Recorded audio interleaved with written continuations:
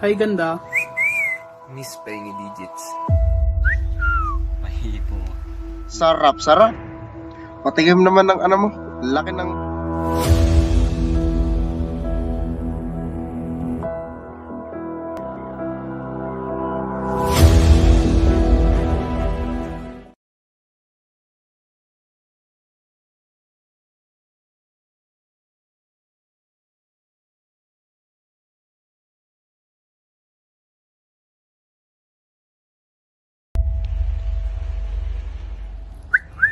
Hi, ganda. Miss Pengy Digits. Mahipo. Sarap. Patigim naman ng ano mo. Laki ng...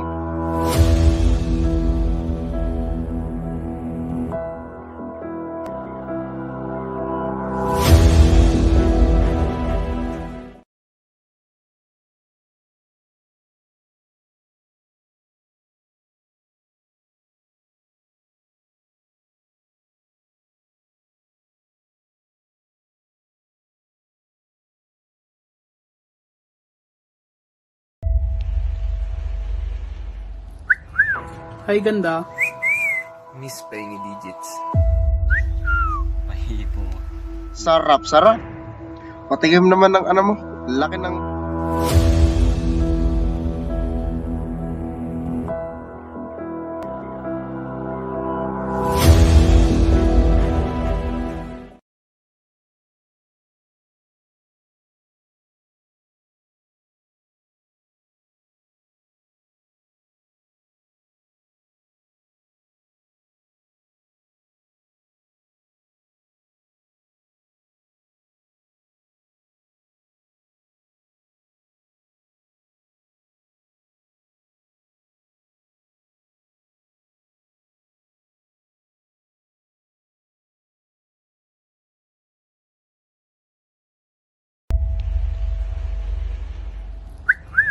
Hi, ganda. Miss Pengy Digits. Mahipo. Sarap. Patigim naman ng ano mo. Laki ng...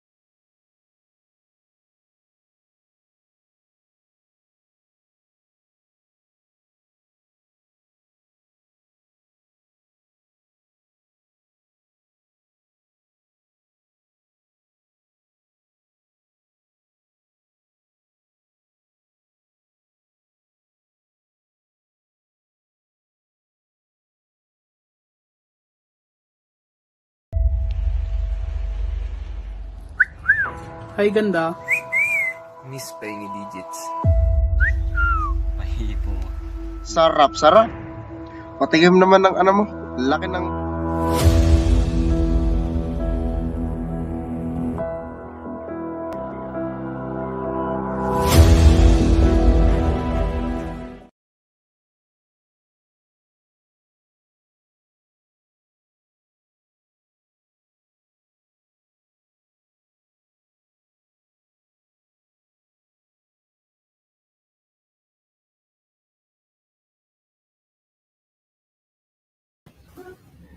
Okay. So, hello? Meron na? Okay. So, we're just having a bit of a technical problem kasi si Facebook won't let us post live. So, what we're gonna do is, yung mga nanonood sa YouTube, please do share this live video para ma-share pa rin siya sa Facebook. Okay, so hi everyone. Welcome to hashtag Kapiyan sa Amyan, an online platform by Cafe Amyan that aims to help educate the community and empower people by raising and creating awareness regarding relevant social issues. Our goal is to create a hub, a space where people can speak up without judgment and bias. We want to create networks that will connect people towards a certain goal. And that is to find solutions to solve day-to-day issues in the community. So by the way, my name is Sarah. Cats for some. Magandang hapon at maligayang araw ng kalayaan. It's June 12, Independence Day, and what better way to celebrate than to let loose an issue that's really hard to talk about. Pero bago yan, tawagin ko na lang muna yung co-moderator ko for today, who's been really making me feel anxious and nervous for the past days kasi she's due to give labor. Manganganak na siya anytime soon. And feeling ko, for the last few days, iiwanan niya ako sa ere. But thank you na hindi pa naman lumalabas si Renren. So she's able to join us today. So everyone, please welcome a woman who's long been a strong voice and mover in women's rights and advocacy. The founder of Candon Youth Movement, a good friend of mine, actually. So si SPM Joan Valdez. Hi, Joanne.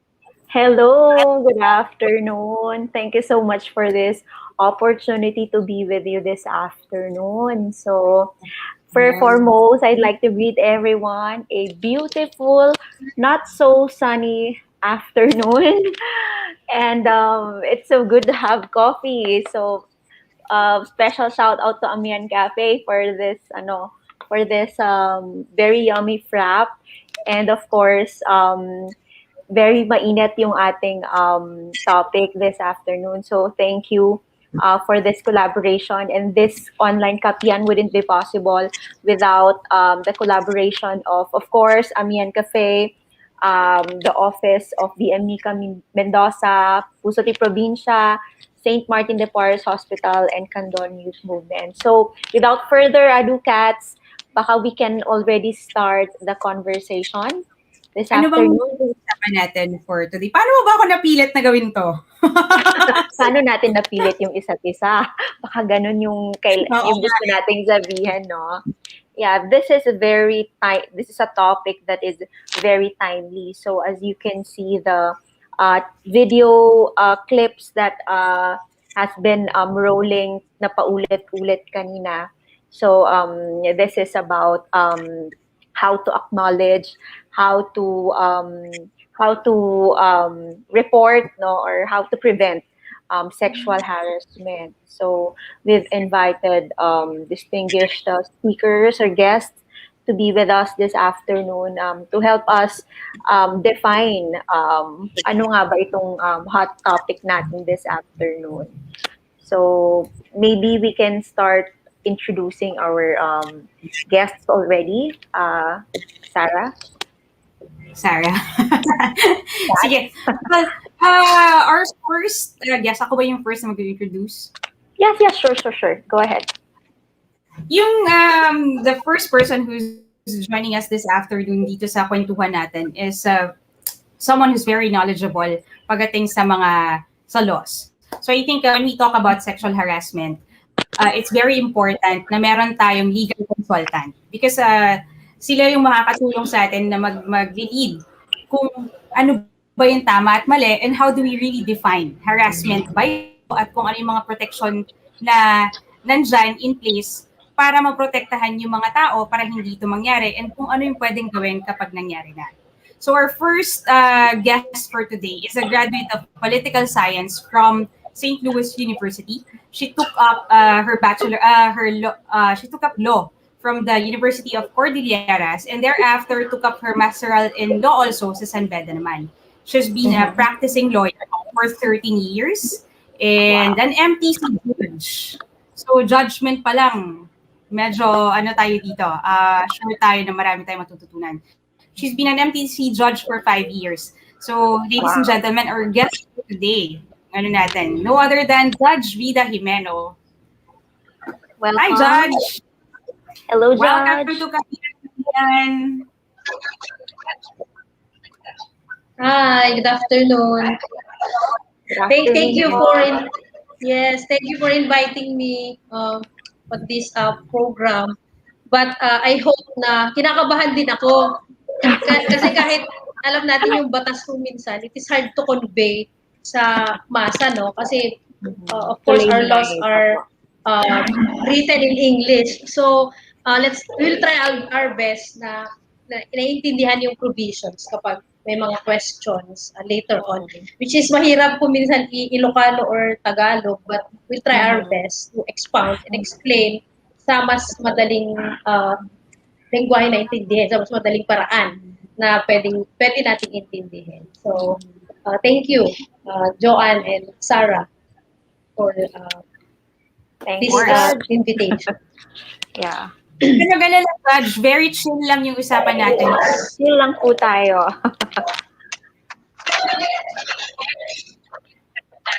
Yeah. Okay, Joanne, so why don't we introduce our next, yung isa pa nating guest?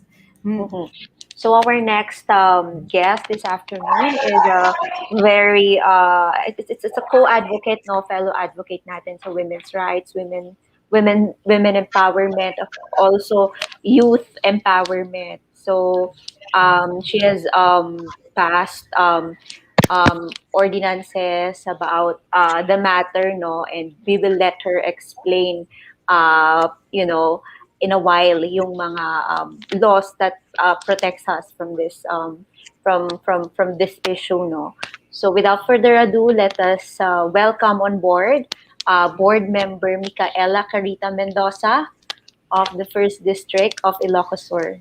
Hello. Hello. I like it. Whole name ang ginamit ni Ate Jo. Or Mika for short.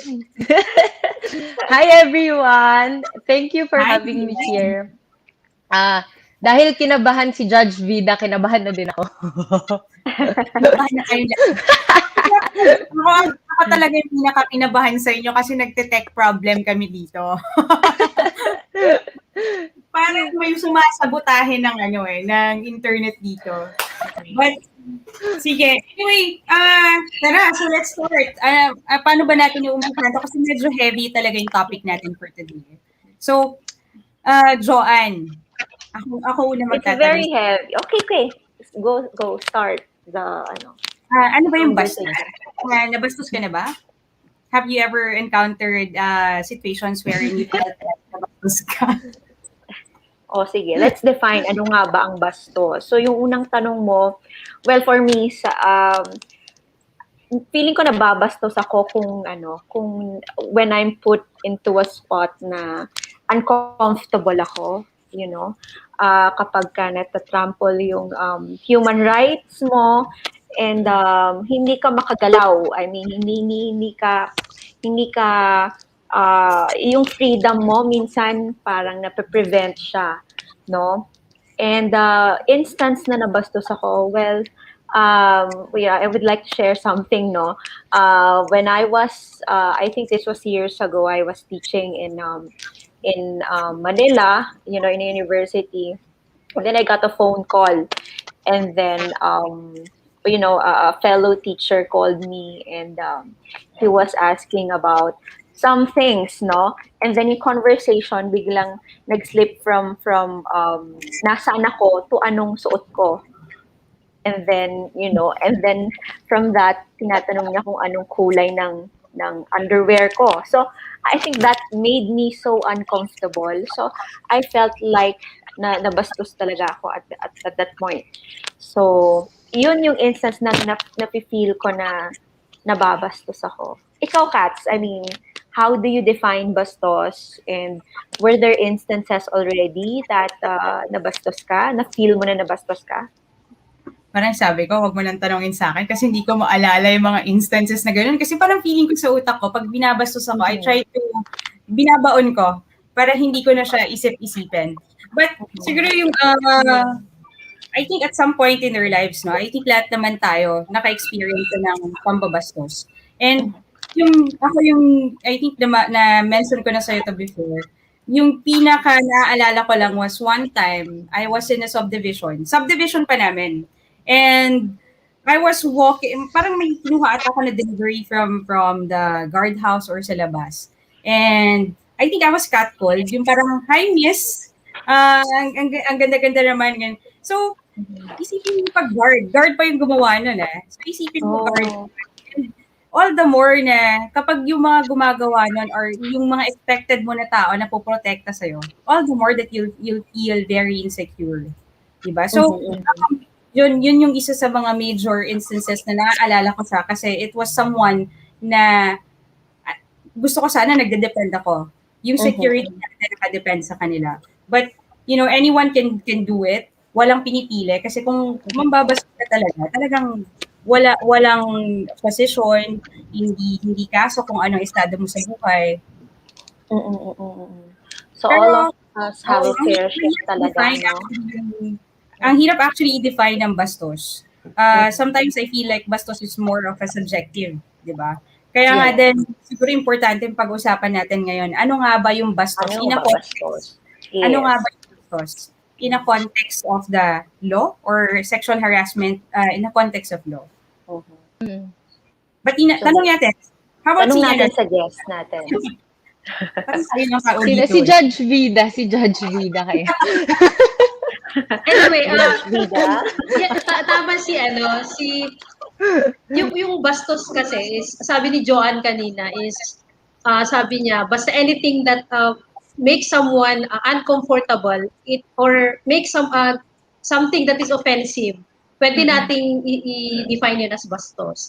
And sabi ni Sarah, it is subjective. Yes, most of the time subjective siya. Kasi depende kung paano mo pre-process, kunwari yung sinabi niya or yung ginawa niya sa'yo, pwedeng bastos yun na depende sa atin. But sometimes meron tayong tinatawag na normatively offensive behaviors. Like for example, nagsalita siya ng obscene, yung mga ganyan. Normatively, bastos yun na ngayon. So sa batas naman, we have a lot of laws na nag-define what is harassment, etc. So iba-iba yun. Meron kayong pwedeng pambabastos pag nag-upload ng photo mo na feeling mo mag-create ng discomfort sa'yo, that is already harassment. Sometimes pag tinawag ka lang or yung pa-sweet na sinasabi natin sa Ilocano, pwedeng pambabastos na rin yun. Or anything na may kinalaman sa sexuality, kung minsan, yun ang pinaka common na example ng pambabastos. So, anything that is offensive sa that would create discomfort on you, pwede nating i-define na bastos yun. And depende na lang kung anong batas ang papasok na pwede mong ipasok yung pambabastos na yun to make it punishable or para mabigyan ng pansin. So, yun. Okay. Very, very large yung context ng bastos, no? Pero sabi Yeah. mo kasi, yung bastos is more of subjective. Madalas natin na naririnig, especially in the context ng sexual, yung mga, na, lalaki lang ako eh. It's a guy thing. Boys will be boys. Pero ano ba yung ano ba yung limitations nun for us to really consider that something is already sobra na or bastos na? Kasi may kwento ako, may nag-message actually before this forum na pinento niya that they were in a resort. Nasa resort sila. Well, of course, she was wearing siguro a bikini. And then she was going back to her room. So, nung pabalik na siya sa room niya, nag-elevator sila. So, when they were in a crowded elevator, yun nangyari was, he felt, yung nasa likod niya, is naramdaman niya. So, so she kind of felt that the guy behind him nagkaroon ng erection. So, Judge, dun sa context na yon, makakonsider ba natin yon na bastos? Sabi mo nga, nasa beach sila, no? Minsan, may mga cases na, depende kung, we will consider the circumstances. Paano nangyari yung sitwasyon na yon. So, nasa beach sila, siguro depende kung ano yung suot nila. And, kung feeling mo is, may naramdaman siya na yung matigas na bagay and pumalag siya. And in that case, feeling niya na bastos siya. So, depende, kahit na ano ang reputasyon mo or kahit na anong lugar ka na saan, kung feeling mo is offensive yun sa'yo, then in that context, that is already bastos, no?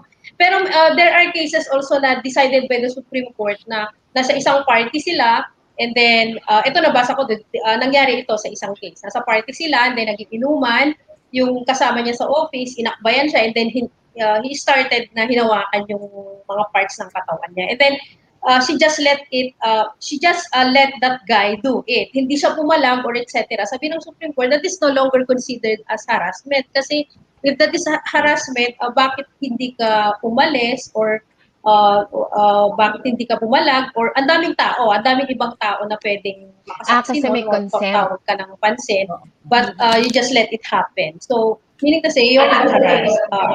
Pwedeng ganon. Yes, Councilor, baka may consent. Pero yung context, mostly kasi ng mga, mga cases, it's case-to-case basis, no? So, more on subjective talaga yung pambabastos, lalo na sa part nating mga babae. Kung talagang feeling mo na-offend ka, that is already pambabastos and you have to take an action on that. Meron kang cause of action. Oh, okay. So the moment na naramdaman mo na nabastos ka, that's already a ground for harassment. Yes. Yes. I have a question. Go, Mika. Yes. Kasi 'di ba parang what I'm hearing from what everyone is saying na as long as there's some form of consent, then bastos na 'yon. Am I correct? So dapat merong consent. Dapat walang consent para Dapat maging walang bastos. consent para maging bastos, ganon. Pero 'di ba parang I don't know where I saw this. Pero parang the consent doesn't mean na dapat, I don't know, parang, di ba parang there was a whole online campaign for that, na yung something about your consent, and then yung dahil dun sa, yung you don't have to give the consent for you to be able to feel safe, or yung parang ganon. What was, parang, I don't know, Judge Vida, no? Can you expound more on that consent? Kasi parang ang tricky nung consent na yon. Okay. Yung consent kasi is depende kung sino yung nagbibigay ng consent, no? Kasi a minor is not capable of giving consent. So, the mere fact that a person na nabastos is a minor, kahit na may consent siya or etc., magpo-fall pa rin siya, nagkakaroon pa rin ng cause of action. Dun sa mga adult naman, if two consenting adults, then wala tayong pinag-uusapan. But ang consent kasi kung minsan hindi mo naman kailangan i-verbalize, no? So it depends on the circumstances. Pag halimbawa yung lalaki nakbayan or girlfriend naman niya, kahit girlfriend niya, kung ayaw niya to engage into something, hindi consent yung pagkakaroon ng relationship sometimes. Mga ganon. So, yung consent hindi kailangang verbalize. Ako gusto ko rin, no? Pwedeng yung, by your actions, you consented it, then we can say that nag-give siya ng consent. So, pero depende kung anong batas ang pinag-uusapan natin dito. Ang dami kasing laws na pwedeng mag-operate yung consent, pwedeng hindi din. Yeah. Judge, meron tayong question. Actually, I have PJ here. Just a follow-up question regarding dun sa example mo kanina sa bar na hindi siya nakapalag. So, PJ, are you here with us? Yeah. PJ, sorry. Ayun po. PJ? Hello po. Ito po yung question ko. Sana naririnig ako. What if the person didn't realize how to react immediately or just because of yung naramdaman niya was so uncomfortable and she or he was left in a gust? Like, hindi niya alam agad kung paano mag-react. Kaya yung wala siyang to or go against the uncomfortable action towards the person po. Okay. Sino sasagot? Sino sasagot? Ako ba? Sa akin ba yung question? Go, Judge B. Mukhang sa'yo po yata yung tanong. Yeah. Yung example ko kanina is, yes. Hello, good afternoon. This is a very good question, no? Yung example ko kanina is, Okay. Yung example ko kanina is, yun? It is already a case decided by the Supreme Court. Meaning to say, meron tayong mga evidence, no, bakit hindi considered na harassment yun. Now, yung question mo is, paano kung nabastos ka na, hindi mo alam kung paano ka magre-react, anong gagawin mo? So, ibig sabihin, nasa unang stage ka pa lang nung situation. So, what would you do? Hindi naman kailangang agad-agad magre-react ka, no? So after yung incident na yun, may mga indications kasi na na-offend ka. So you can go to yung kung saan nangyari yun. Kunwari establishment, you can call the manager, pwede mong i-report na may nangyari na ganitong insidente. What else? Kung or umalis ka dun sa bar and then you go to the nearest police station and then you have that incident blattered, no? Pwedeng ganun, pagpatulong ka sa children's and women's desk. Pwedeng ganon. Yung example ko kanina, kaya ganon yung decision ng Supreme Court because they have already weighed down all the evidence presented. Now, dun sa question mo naman, since pa lang, yung sa stage na ganon, well, it's a matter of presenting evidence din siguro kung paano we prove yung harassment. That is another stage or another question. Diba? So, kaya yung sa natin, yung mga itong Safe Spaces Act, yung mga batas natin in place na nagsasanction ng harassment or pambabastos, meron tayong mga implementing bodies na wherein yung role nila is very crucial pagdating sa pagre-responde sa mga ganyang klase ng mga acts, like especially sa school, yung mga ganyan. Meron silang mga bodies in place to respond to those kinds of acts. That leads to another reaction po from one of the reactors about the age of consent in the Philippines. So can we also put on board Joanna Batalang of Candon Youth Movement to raise her reaction or comment regarding the issues raised earlier? She's on. Joanna, are you here? Joanna. Yeah, she's here.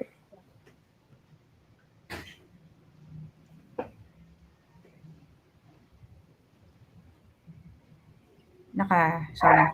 Ayan. So, low po. like, the age of consent in the Philippines is 12 years old po, di ba? Bakit po like sobrang baba naman po nun? Minor? Yes. Actually, yan yung, sa akin din ba yun? Yes po, Judge. Yes. Okay. Kasi, kaya nag-change na yun ngayon. No? Merong recent na jurisprudence din or decided by the Supreme Court na, di ba dati yung consent kasi is 18, no? Yung 18. Yung consent kasi sa pagdating sa pag-enter ng contracts, mga ganyan, iba yon sa pagdating sa pagkakaroon ng relationship. Kasi kung minsan dahil emotions naman ang basehan, no?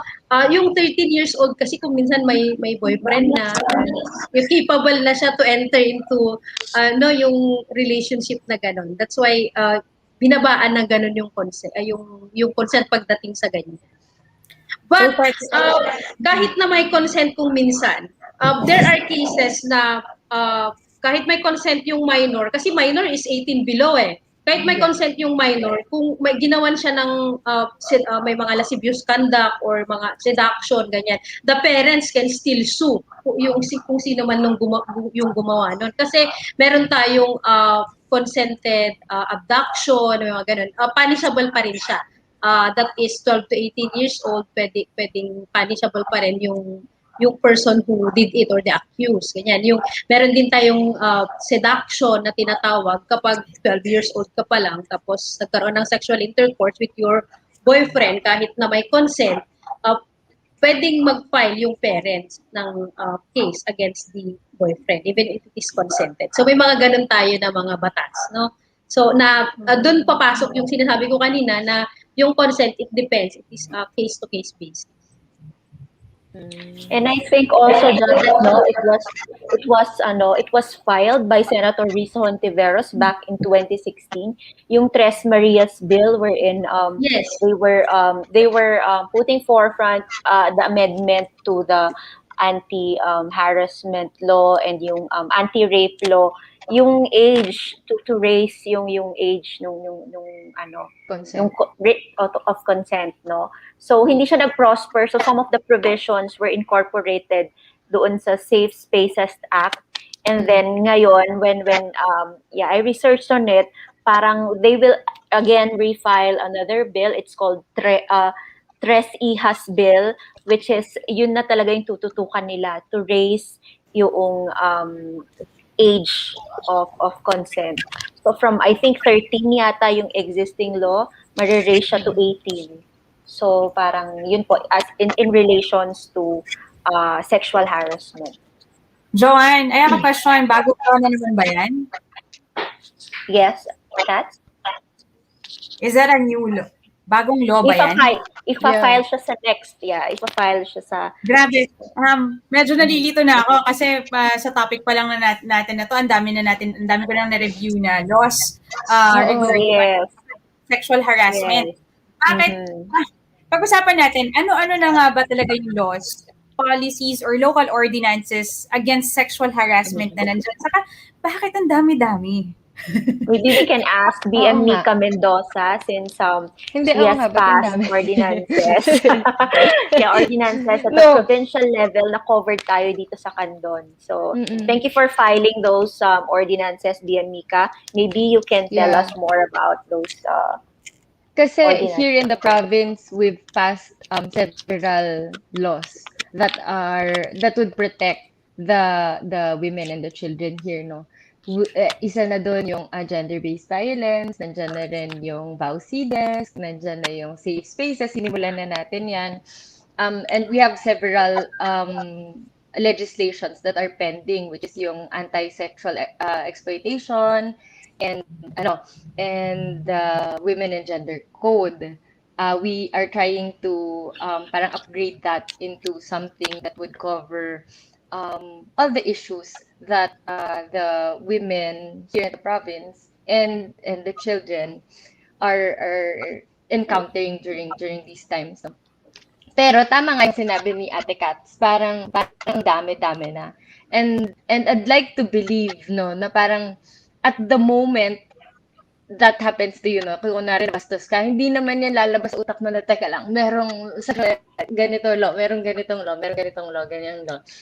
And I think for anyone, what's nice for us to do is to, kasi halos lahat naman yung laws na yan nakaangkla sa one main law, which is our basic human rights eh. Tama ba ako, Judge? Pero di ba, parang naangkla yan lahat dyan. So anything that makes you feel uncomfortable within those rights, then there's a strong possibility na pambabastos na yun. So I think yun lang yung kailangan isipin lagi ng babae, or that anyone who feels na parang to draw the line, no? Parang nababastos na ba ako or hindi. It's that parang that level of discomfort in a sense that you relate it to your basic human rights. Kaya there's this organization that ang advocacy nila is to teach children their basic human rights with the hope that when they grow up, they won't allow these things to happen to them kasi alam nila, nakarapatan nila yun. So parang feeling ko, sa dinami-dami ng laws, parang you just have to be very mindful of the basic ones, and anything that makes you comfortable within those, parang you can be assured that you're backed up with a certain legislation that will really help support your case. Amay. Pag-usapan natin, I think there are actually two major laws right now na talagang governing or na pinaka nagpo-protect when we talk about harassment and sexual violence in general. I think yung una, no, before, yung pinakasikat na law na connected dito sa topic na ito will be anti-sexual harassment, and yung bago, which is, anong talat, safe spaces or yung anti-bastos law. Tama ba? Bawal bastos. Bawal bastos. Yes. Yung anti-bas, ano ba yung pinaka-difference? So actually, yung question is bakit ang dami-daming law? So every now and then, naiintindihan natin that laws will need to be amended. May mga madadagdag. Pero, at ito, hindi direct ko kay Judge. Ano nga ba yung difference? Unahin ko na, kay Judge muna, ano ba yung difference basically ng anti-sexual harassment law at saka ng safe spaces or yung anti-bastos law? And then later on, for Mika, bakit kailangan ng local ordinances when there is already a national law in place? Hi, shoot it. Okay. Yung natin, yung Republic Act 999, Republic Act 7877, yun yung Anti-Sexual Harassment Act of 1995. Yun yung una nating sexual harassment, anti-sexual harassment law, no? Ang cover lang kasi nung batas na iyon is those harassment na nangyayari sa workplace, educational and training institution. So, sino ang pwedeng mag-commit noon? It is committed by an employer, employee, manager, basta yung high-ranking, any official who has authority, influence, or moral ascendancy. Sa Anti-Sexual Harassment Act, meron tayong acronym na tinatawag na AIMWET. So, AIMWET. AIMWET, yung AIM is authority, influence, and moral ascendancy. Yung WET, yun yung place kung saan pwedeng makomit yun. Sa workplace, educational institution, or training institution. So, kumbaga, limited lang siya. If the harassment is made by somebody who has influence, moral ascendancy, and authority over the person being harassed, then pasok siya sa Anti-Sexual Harassment Act. Pero kapag ang gumawa, dito natin madodraw yung yung elimination, ano yung mga pambabastos or harassment na hindi pumapasok sa Anti-Sexual Harassment Act. Kunwari ang gumawa ng pambabastos is equal, peer mo sa loob, katrabaho mo, pareho kayo ng rank or kaibigan mo sa loob ng work or sa educational institution, co-teacher mo, kunwari, ganyan. Hindi siya pasok ngayon sa Anti-Sexual Harassment Act of 1995 kasi wala yung elements ng AIM, yung authority, moral ascendancy, and influence. So, hindi siya papasok doon. Saan ngayon siya pwedeng pumasok? Pwede siyang pumasok sa revised penal code natin kung baka pwedeng mag-qualify yan na acts of lasciviousness, mga ganyan, unjust vexation, if it is, hindi naman siya sexual, pero annoying siya. Kaya ginawa yung Safe Spaces Act, yung Bawal Bastos. Kasi yung Bawal Bastos, it is broad enough to cover everything. Na anything that, yung pambabastos sa public places and private places na pinupuntahan ng public like bars, restaurants, etc. Hindi kasi pumapasok yun sa anti-sexual harassment. So ngayon, itong Safe Spaces Act, lahat kasali nga. So kahit kaibigan mo or peer, barkada, etc.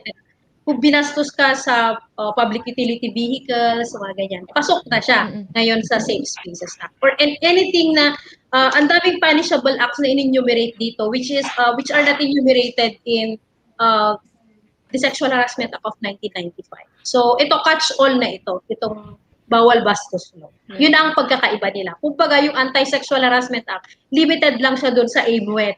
Ito, lahat ng public places and private places na pinupuntahan ng mga tao, pasok siya kung may pambabastos na nangyari doon. So I hope na I made it clear, no? Judge, meron akong question on the Safe Spaces Act. Kasi I remember passing it here in the province, no? Pero parang saka lang siya, it became parang so real to me when I experienced something na parang nailagay ako dun sa lugar na yon. There was one time bumibili ako ng something somewhere, and then merong lalaki na tingin ng tingin to the point na yung talagang alam mong iba na yung tingin niya sa'yo. I was wearing kasi during the time leggings, tapos yung talagang ganun, tapos yung ganun siya ng ganun. But because I was alone during that time, parang I got scared kasi kung mag-cause ako ng commotion doon, parang mas lalaki lang yung issue or something. How do you usually handle with situations like that? And yun nga kasi yun yung very difference nila with the sexual harassment law. This one kasi, di ba yung parang napaka-vague? So parang kunwari, what if naglalakad ka, tapos kunwari merong someone sa daan na ganyan, tapos biglang sinitsitan ka. How do you call them out? Yes. Actually, that's a good question, no? Kasi ang implementing body natin sa yung Safe Spaces Act or yung Anti-Bastos Law is sa NCR we have MMDA. Ngayon, nasa batas kasi na yung LGU, magpo-form siya ng body kung saan pwedeng i-report yung mga ganong klase. Kasi hindi natin alam saan ko pa i-report ito? May nagtawag sa akin ng bastos dito sa kalsada.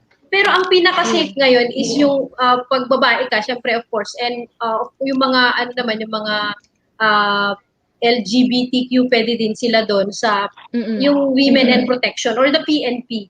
Pwedeng i-report agad yun, and then yun nga lang, mahirap kung halimbawa sa plaza, etc. ganyan. Ang hirap hanapin kung sino yung taong umanan sa'yo. Pero ang pinakamabilis dyan is yung police para kung nandun pa, hot pursuit ang labas niyan. Pwede mong i-call, pwede mong kasuhan kaagad based on this law. No? Kaya very powerful sana yung ng LGU, no? Yung sana may body sila na gano'n, yung titingin na mga ganyan. And yung cooperation din ng mga establishments, kasi nasa batas din yun. Kaya meron tayo yung dito sa batas na ito, parang sinasabi na yung mga private establishments na pinupuntahan ng public like spa, mga salon, yung mga restaurant, meron dapat CCTV para makita natin kung nababiolate na yung nababiolate na yung isang tao or nababastos na siya. So how we perceive sexual harassment affects our perception of safety, no? So many instances happen under our noses. So, and they are further reduced sometimes by victim blaming or lack of reports. For that matter, yung minention ni BME ka kanina. So, hindi siya nare-report. I mean, we all have fair share. So, yun nga, balik tayo sa question ni Katz kanina. We all have this local laws, BME ka. So, how do we ensure that it protects the common individuals of yung mga constituents natin? Mm. Yung actually sinagot na ni sinagot na ni Judge kanina, no? That's the main purpose of having local laws. Yun nga, magkaroon ng council and somewhat unity, no, ng PNP, ng barangay, ng LGUs, to have a council that really protects such. Pero minsan kasi ang nagiging problem, it's not a priority. Tama ba ako, Judge? Diba? It's not a priority, kaya it's not being put out there. So Hindi siya what we're trying to natututukan. do, especially here, at saka hindi lang sa priority na yan, there are some na hindi naman nila sinasadyang hindi siya gawing priority, but because minsan kulang ng funds, madaming issues pertaining that at iba, we can't generalize everyone, no? But that's why here in the province, that's why we have to create mga local laws na to really tailor fit the needs of the people of Ilocos Sur. Pero nakaangkla pa rin yan dun sa mga national laws. National laws. Pero there are some cases na nagsisimula siya sa province. Tapos parang nakikita ng national okay, there's a need for it pala. Katulad ng online sexual exploitation of children, wala pa yan sa national, pero nasimulan natin dito sa province. And then another thing, here in the province, so yun yung tinatry natin tignan, yung mga gap na sinasabi ni Consi Joanne kanina. Kasi yun nga, mahirap magsumbong, try natin i-close yung mga gap na yun. So what we do here in the province, we partnered with Lunas Collective. So that's one of the solutions that we were able to think of. Kasi yun nga, wala tayong women center, wala tayong women and children protection desk.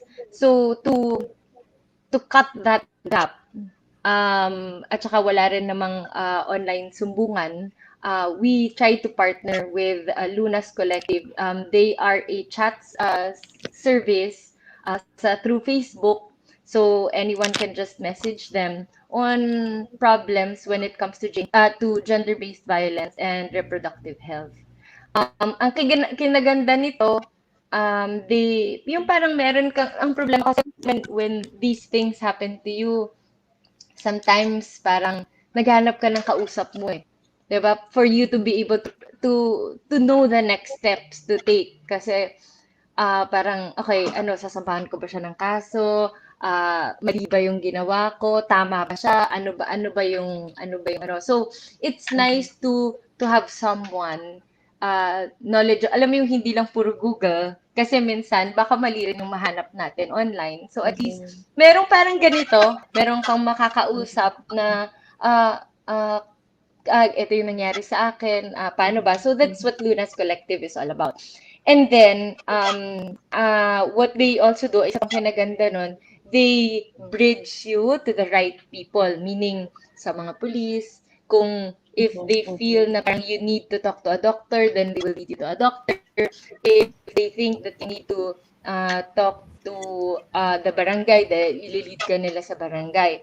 What's nice about it is that we were able to train several Ilocano volunteers. So just in case mas free ka to express yourself in Ilocano, meron silang mga Ilocano volunteers until such time that makagawa na tayo ng Lunas Collective dito talaga sa Ilocos Sur, especially if an organization really pushes for it.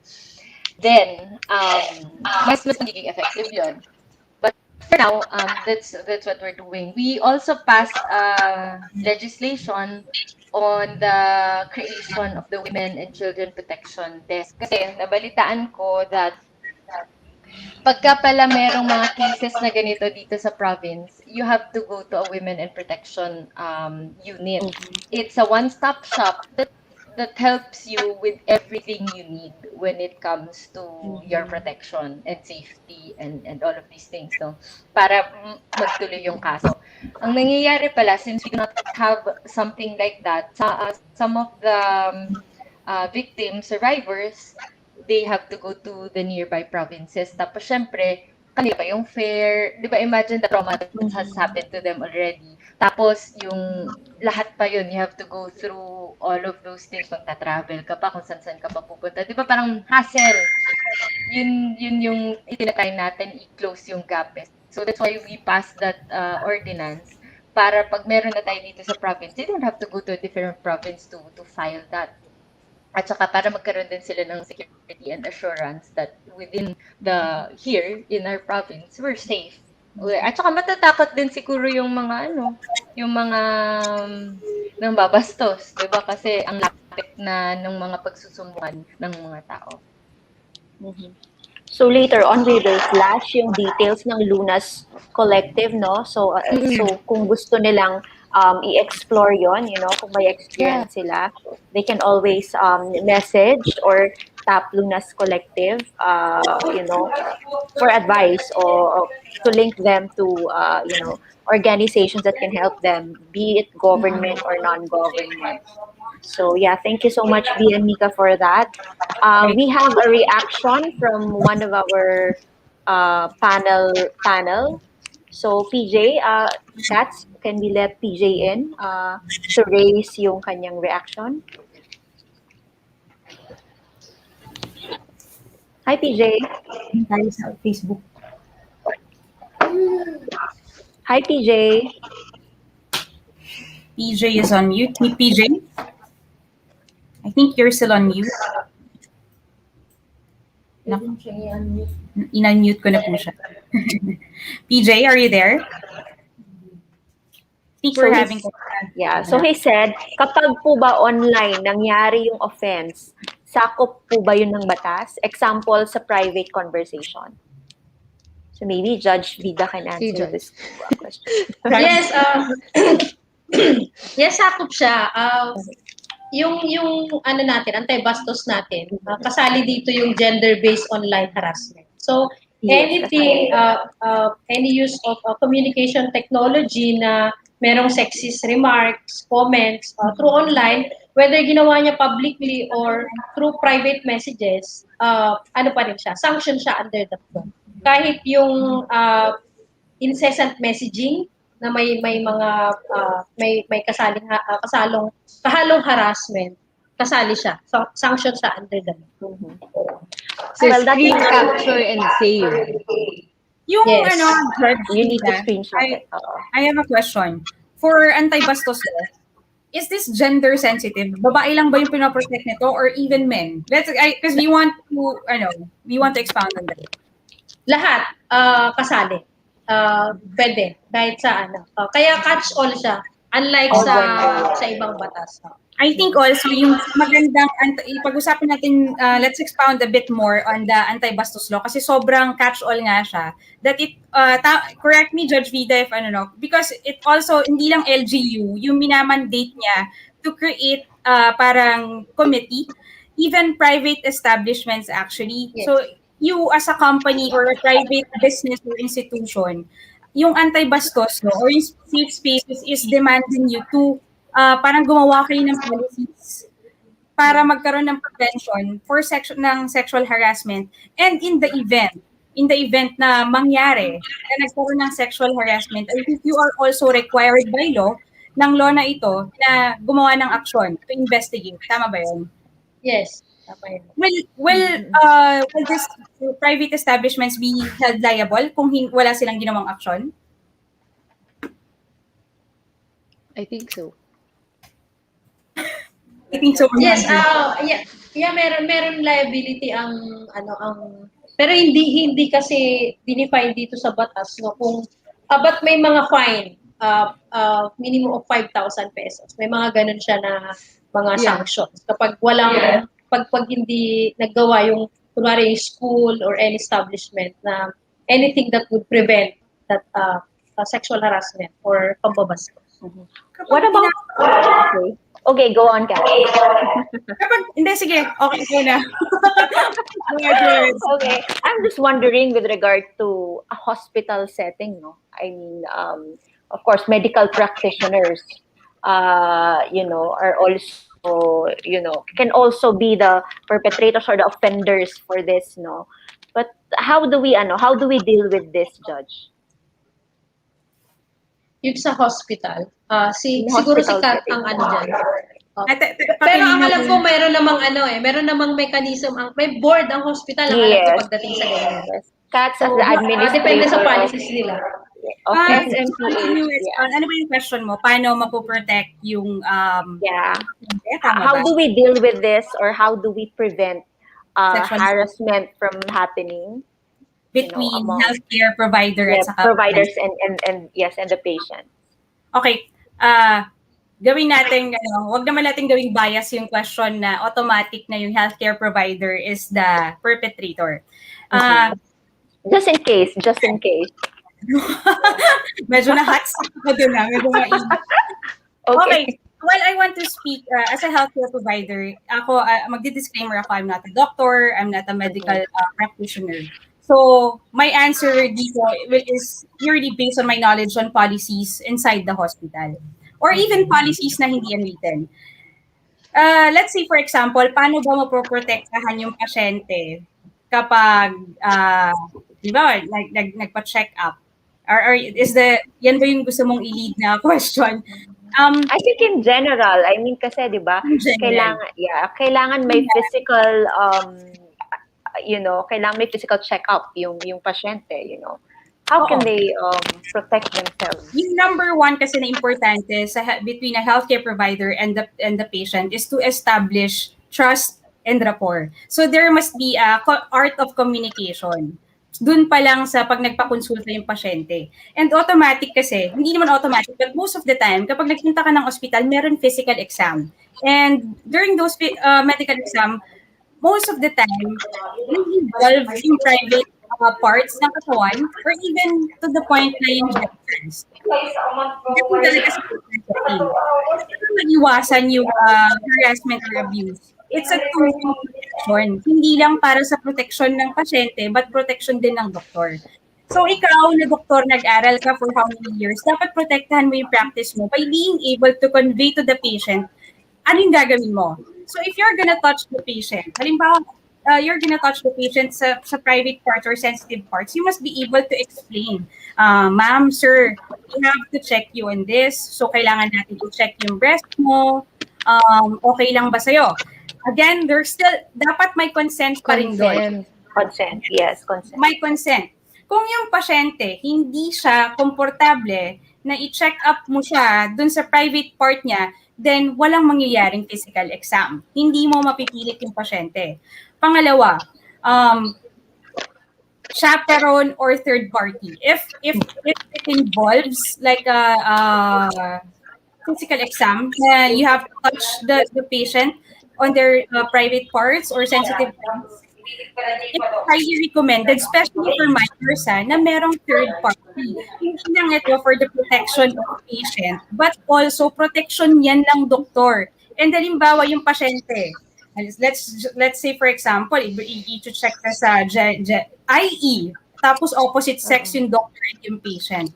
The doctor, kapag nga walang third party, walang chaperone, yung doctor can also request for a third party as witness. Kasi it's a double protection. Kailangan talaga, it's highly recommended na merong third party dun sa room before conducting any physical exam.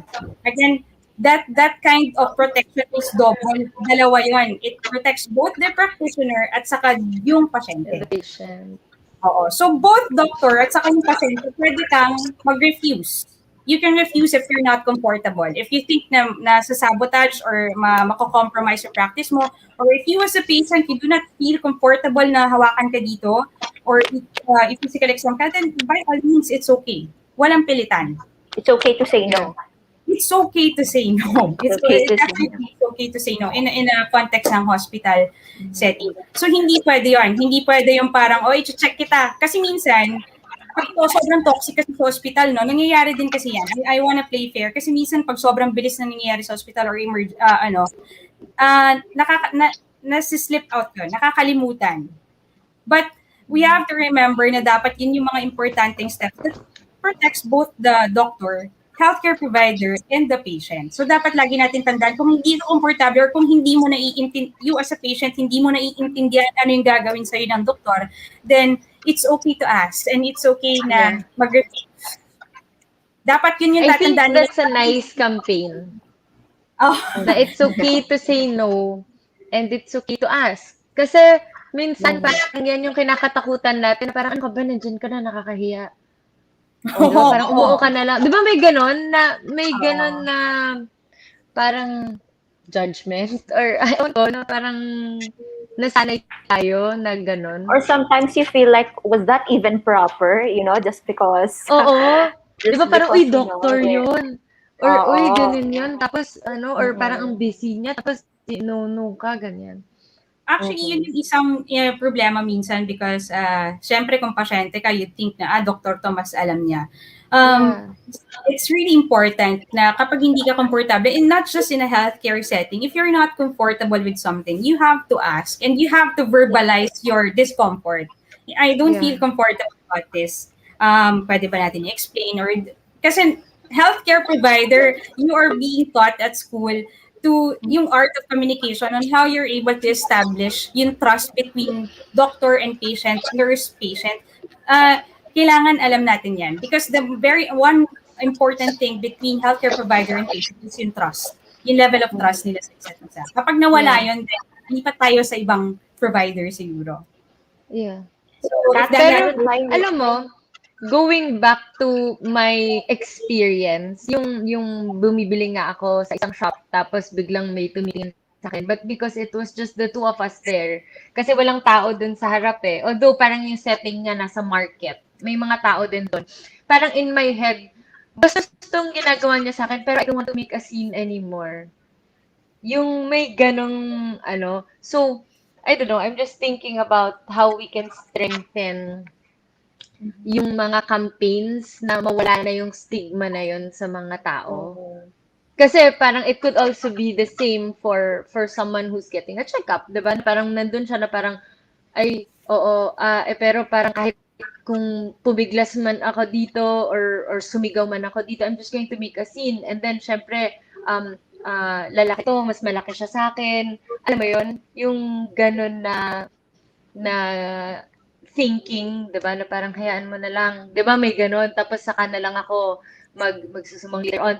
So if we can avoid that, yung gap 'di ba? Na parang that we have to be thinking about. Kasi all the more that we let it pass, parang nano-normalize kasi minsan ay parang that's okay. So gawin ko ulit ito. So, hindi natin alam yung mga reports minsan. There have been history already.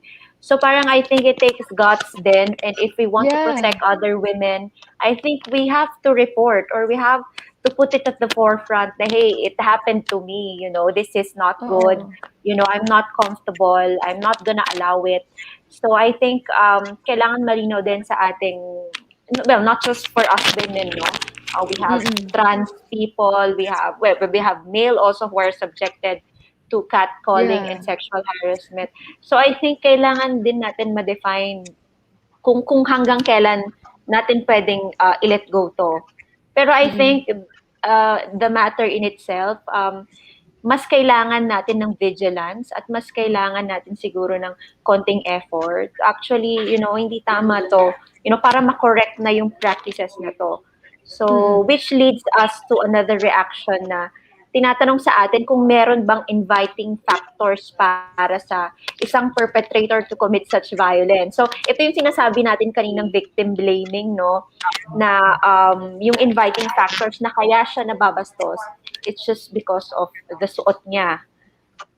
Yung suot niya kasi naka-sleeveless or ang iksi-iksi. Yun pala yung yun pala yung campaign na iniisip ko kanina. Like, your outfit is not a consent.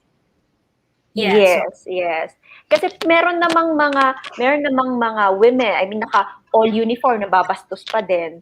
So, parang nasa sa tao pa rin kung papaano mo itrato yung mga taong naglalakad sa streets or nasa workplace.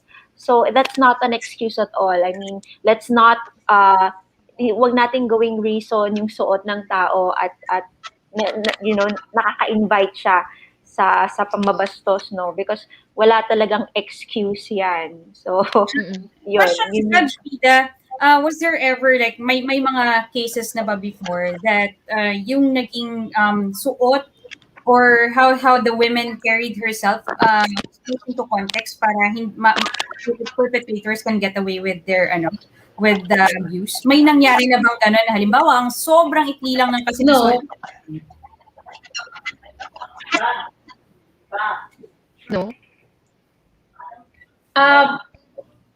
Actually, wala pa naman, no? Yun nga, yung victim blaming. Kasi kung minsan kahit nga magkarelasyon kayo, kung diba, may sexual advances, kung ayaw mo, is ano pa rin yun, sanction pa rin. Now, yung pagdating sa suot naman, ang kasi, yung pambabastos kasi, or yung pagkakaroon ng unchaste or lewd design, pagdating sa akusado, is mental process kasi yun. So, sa kanyang mentality yun. So, regardless kung anong suot ng tao, whether meron ba or wala, mental process yun nung taong gagawa ng masama eh. So, nasa kanya yun.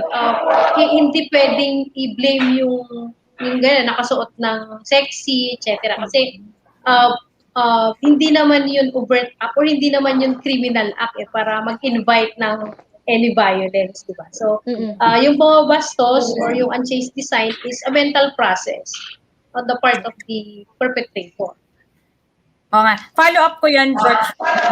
Sabi nga na mental process. Actually, yung regarding sa elevator incident, I actually asked one of my guy friends if possible ba na, does it come up on its own? Yung genital ba ng lalaki, tumatayo ba yan on its own? And, well, I bravely asked kasi we need to know. Sabi kasi ng most men who answered that, there must be a conscious effort to think and imagine about that sexual fantasy. Kasi, tumatayo lang yon, nag-erect lang yan, in the event na pinag-isipan niya yung babae ng sexual fantasy. So, it doesn't just happen na kapag dumaan yung babae, ay, it's up. It doesn't work. So, talagang there is a conscious effort to think about it. Kaya parang importante talaga yung within the context, I think women should wear whatever they feel like kung saan sila masaya, whatever makes them free, provided siguro that they can carry themselves. I think yun yung important is the confidence ng babae to be able to carry yung however they want to dress up or kung ano man yung gusto nilang i-establish. I think yun yung importante rin when we talk about factors. So, dapat ready kang i-call out. Pag binastos ka, dapat ready ka din i-call out ng bastos sa'yo. Yes. Ang interesting It's that kind of empowerment, no? Yes. Ang interesting din yung sinabi ni Judge kanina, no, na even in couples talaga, kailangan din ng may consent. Kung ayaw nung isa, kailangan i-respect mo na hindi, wag mo talagang gawin because mahalaga yung factor ng consent talaga kahit in between married couples. Di po ba, Judge? Judge, Especially pa-follow up question niya. Gusto ko i-follow up yun. Dahil sinabi niya na, mag-equal na rin ba yun na maging grounds for annulment kung ayaw nung Hindi. Yung grounds kasi natin ng annulment, exclusive yun eh. Yeah, exclusive yun. Unless yung pamimilit is would amount to psychological incapacity, then pwedeng maging ground. Pero hindi mo pwedeng maging ground yung namimilit. No, it should be kasi limited nga yung grounds natin for declaration of nullity or annulment. Or namimilit or yung ayaw. Di ba siya yung may ayaw? Pwede ba niya maging grounds for annulment? Yun yung parang, yung lagi na lang ayaw. Meron ganun, di ba? Pwede siguro, pero yun nga, you have to prove that you have to prove that. May isang case na, yun nga, yung mag-asawa, ko na babanggitin yung pangalan, decided by the Supreme Court. During the afternoon kasal, nag-honeymoon sila, walang nangyari until ilang months na silang married, walang nangyayari kasi ayaw nung isa. Yun naman ayaw, hindi naman namimilit, pero ayaw ng isa mag-engage into sexual intercourse. So sabi ng asawa, there's something wrong. na bakit ayaw niyang magkaroon ng intimate moment dun sa asawa niya. So naging ground 'yon, naging sabi nung psychologically incapacitated siya kasi love is something to be shared. Bakit ano 'yun manifestation ng love 'yun. Bakit hindi niya share? Ayan, marital obligation din 'yun, yung 'di ba? Mutual Interesting. love. Yeah. So it was annulled, no? So declare na null and void yung marriage because of psychological incapacity. Not because dahil ayaw niya. Pero ano siya, tantamount siya to psychological incapacity. Okay. So anything as long as psychological incapacity, Yeah. it can be grounds for. Okay. Sige. So, ano yung mga next na, Joan? Medyo nawala tayo dun sa question natin dahil na-curious ako dun sa question ng ng between husband and wife. We have can we let PJ in again? Meron siyang gustong itanong ulit. I mean, as regards to the Okay, PJ. Healthcare arena. Hi, PJ.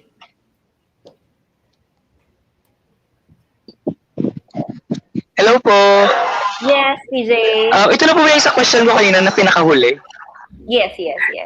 Ayun po. Alam ko po walang medical expert dito ngayon. Pero yung tanong ko lang, what if yung act of harassment or lasciviousness paulit-ulit, pwede po ba siyang i-consider as mental condition? Tapos kapag merong clinical diagnosis from a licensed physician, tapos kayo niya na meron talaga siyang mental condition, kaya hindi niya naiiwasan o paulit-ulit talaga yung act of lasciviousness.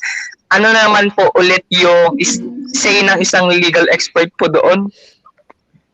PJ, medyo pinapawisan ako sa'yo, PJ. Pero it makes sense. No? Yeah.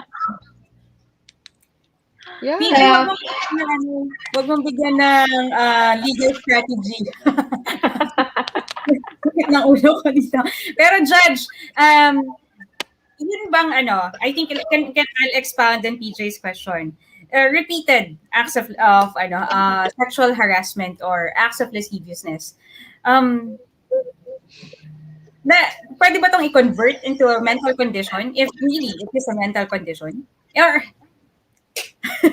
ang hirap i-explain eh. So, nagagamit ba siya sa korte? Yeah. Yes. Sige, go ahead, Judge. Pwede niyang gamitin as a defense, no? Pwede niyang gamitin as a defense, no? Pero he has to prove it, and I think mahirap i-prove yan, no? Na mental yung sa pagnanakaw, yung klepto, pwede yun, no? Madali lang yung pattern niya. Pero yan kasi, di ba sabi nga natin kanina, yung pababastos or yung unchaste design or lewd design is a mental process. Paano mo malalaman, no? Unless may expert na mag-prove na talagang may mental condition siya at yun ang manifestation, ang physical manifestation ng mental condition niya. But that is a matter of defense. Hindi siya pwedeng absuelto kaagad. He has to prove that in court. Yeah. But it still doesn't disregard the fact that meron siyang nabastos. Di ba? Yes. I mean, kasi Cause of eventually action pa kahit rin na yun. mental disorder yan, kailangan siyang gamutin. He needs to be put aside. Yes. And yun nga, yung kung series na siya, ito sa natin, yung Safe Spaces Act natin or yung Anti-Bastos Law, meron tayong first offense, second offense, third offense, etc. Kung series yan, ano pa rin siya, masasanction pa rin siya unless meritorious talaga na depensa yun, yung may sakit siya sa utak or kaya niya nagagawa din. But he has to prove that in court. Hindi naman pwedeng binastos and then sasabihin mo may mental disorder ako, wala nang cause of action. Meron pa rin, may kaso pa rin siya. It depends where it happened. Kasi, kunwari, policeman ka or kunwari, you're a doctor, may tests yan for you to be allowed to work in that kind of setting. So if, 'di ba, if you say na parang mental condition siya, hindi ka nila chinek. 'Di ba? May ganon. Yes. And mahirap i-prove yun na may mental condition siya. Tapos yun ang manifestation niya, yung nambabastos siya. Parang sa ano nga sa mga mamamatay tao nga, mahirap din. Yan pa kaya yung pambabastos. Mas mahirap na i-prove na manifestation ng mental disorder. I think most of the perpetrators will plead insanity na lang. Diba? Ganitong instances. Yeah. May gusto ka lang i-follow up kasi na-mention mo kanina yung first, second, third offense. Paano pag yung first and second offense hindi yan recorded? Wala. Yung third offense niya, first offense pa rin. Sorry. Oo. So first offense. So ang ibig sabihin, Judge, ano natin yon, let's highlight on that. Kung hindi ka nagreklamo, if hindi ka nag-file ng complaint, then importante we have to highlight that hindi nagtatapos sa sinabi mo sa friend mo or sa magulang mo or to whoever can help you. Sobrang importante na context of law na dapat i-file mo siya. Dapat maghabla ka para ma-record siya. Otherwise, hindi siya considered as first or second offense. And dapat ma-prove mo na guilty siya dun sa first offense. Kailangan kasi yun. Okay, so mahaba-haba pa pala to. Yes. Halimbawa, Judge, yung first offense nangyari way back pa, pwede bang i-bring up yun? Basta convicted siya sa first offense. Parang guilty siya dun sa first offense. And then, merong second offense. At the same law, yung na-violate niya, magpo-fall pa rin siya. Pwede kahit matagal ng panahon. Oh, okay. So, pwede pala yun. So, ano ko lang yung question ni PJ. May follow-up kasi si PJ. Pwede po ba mawala sa kanya professional privileges if proven na may mental condition? I think ang nag-ano dito is the professional regulation. Ang nag-re-regulate na to sa pag-revocation of PRC. I think it's the PRC who regulates yung licensing na part. Okay. Sige. Saisa, I think we have another question. Can we add, I'll add that, Saisa. Hi, Sai.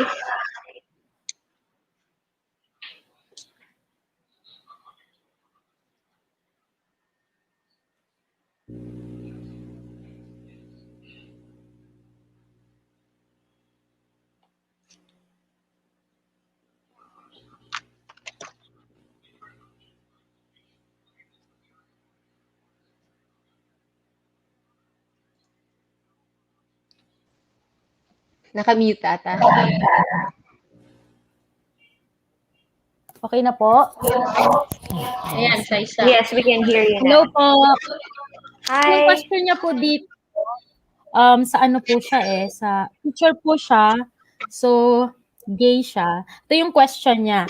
If I had no intention whatsoever to offend the other person when I gave the remark or did the specific act, can I raise this as a defense? Yung hindi niya daw po sinadya.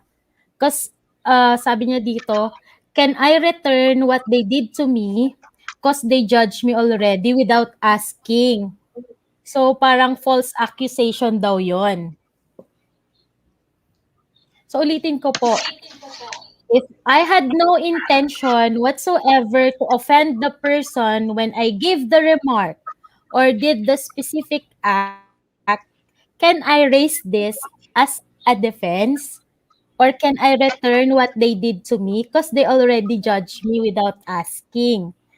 Di ba po, false accusation daw po yun. Okay, yun lang po. Yes. Thank you. Pwede naman yung wala kang intent kasi ang criminal act kasi dapat may intent to commit it, no.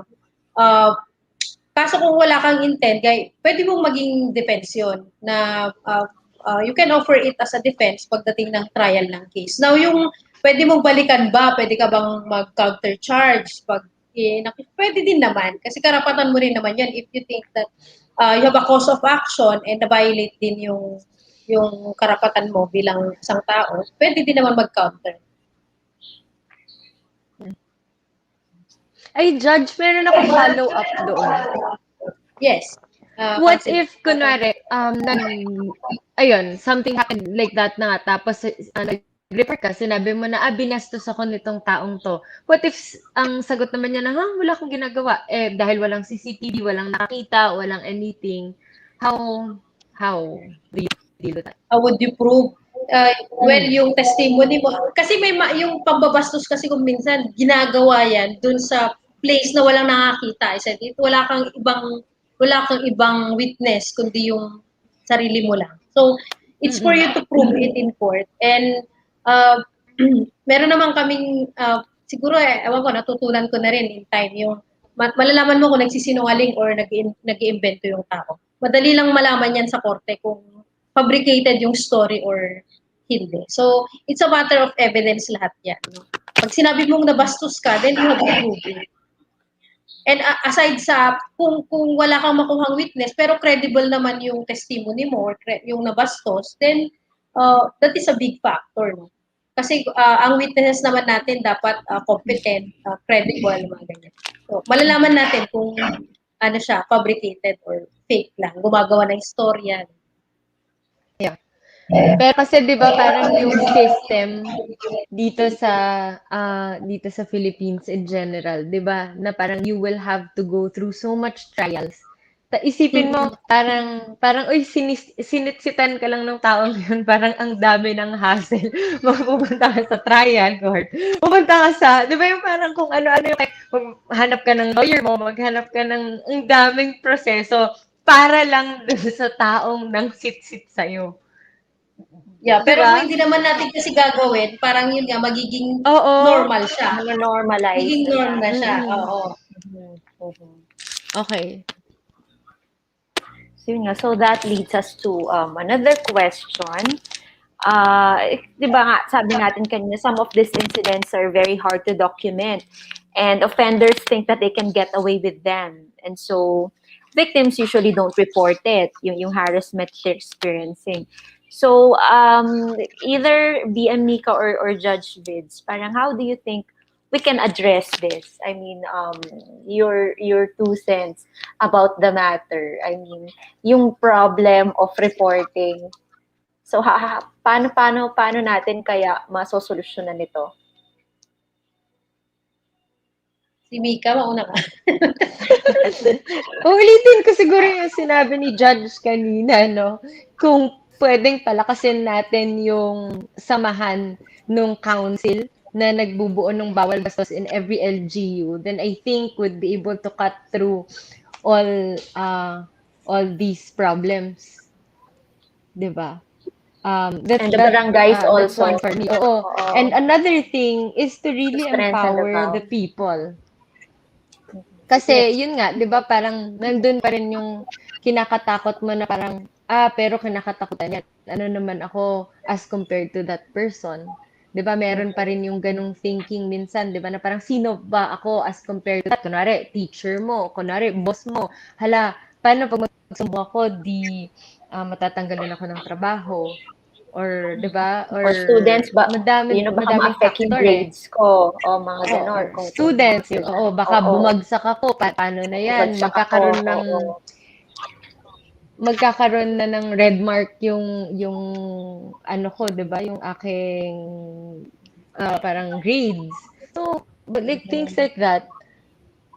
I think one of the things that we can really do is to really hold like strong campaigns on it, especially yung and to start it young, katulad nga nung sinabi ko kanina na yung organization that really strengthens the knowledge of the children in knowing their rights.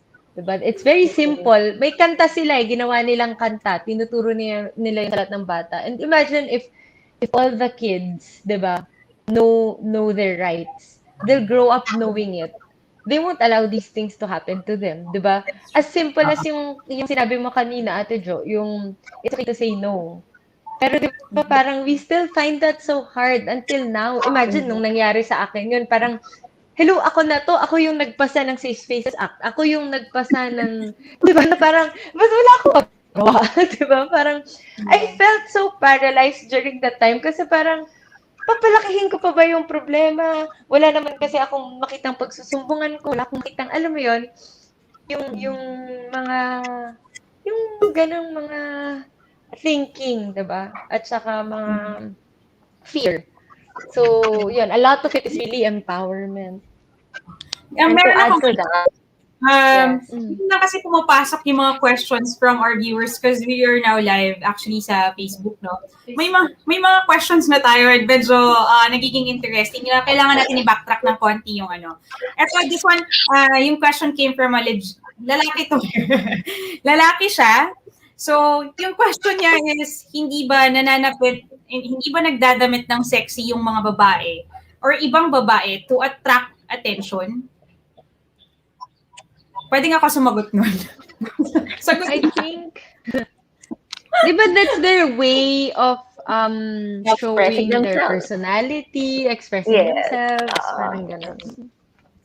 Yung, Yeah. pwede ka naman ma-attract guys. Pwede naman kayong Yes, sagutin mo. Hindi mo naman kailangan sitsitan or hindi mo naman kailangan mag-throw ng mga slur or whatever na innuendos na medyo nakakabastos. So I think it's for men to actually know how to stand or kung paano yung art of trying to pursue a woman na hindi sila nababastos. So, guys, I think yun yung kailangan yung pag-aralan. Hindi porket nagdamit ng sexy yung babae or even your girlfriend, that's an invitation for you to nabastusin mo sila. And sometimes, they just wanna attract people for yun lang. Pero not in a sexual way.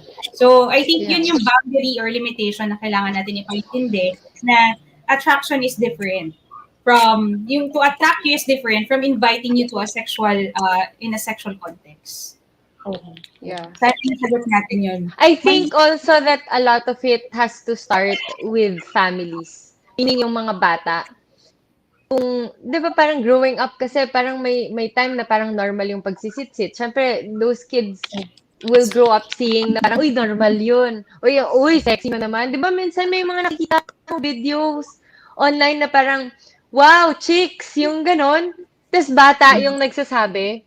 Nakakalungkot minsan. Yung iba, some people find it interesting, some people find it funny.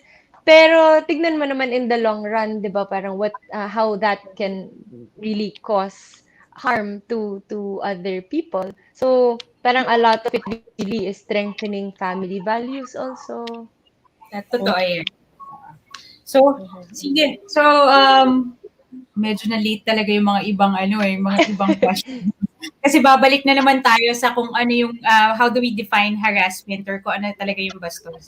But anyway, bottom line ng goal natin for this talk is to really encourage people, especially women, o yung mga vulnerable na mga population, to not to stay, yung culture of silence, yun yung gusto nating i-break. That if something like this happens, is that meron mga may laws. There are actually laws that can protect them and that can help them para ipaglaban kung if they felt offended. And may mga groups na pwedeng tumulong sa kanila in case that naka-experience sila ng mga ganito.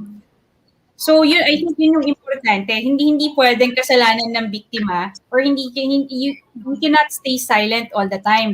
I think remember that people who choose to stay silent is also contributing to the injustice. Kasi kapag hindi mo yan kinorek, it will keep on repeating. Mangyayari yan. So I think yung mga previous na mga previous cases dito sa locality natin, ngayon lang natin nalalaman, isa pa lang, may mga iba, isa pa lang yung mga na-official complaint. Pero at the end of the day, nalalaman natin, sobrang dami na pala niyang cases before na hindi na nagsalita yung mga babae kasi takot.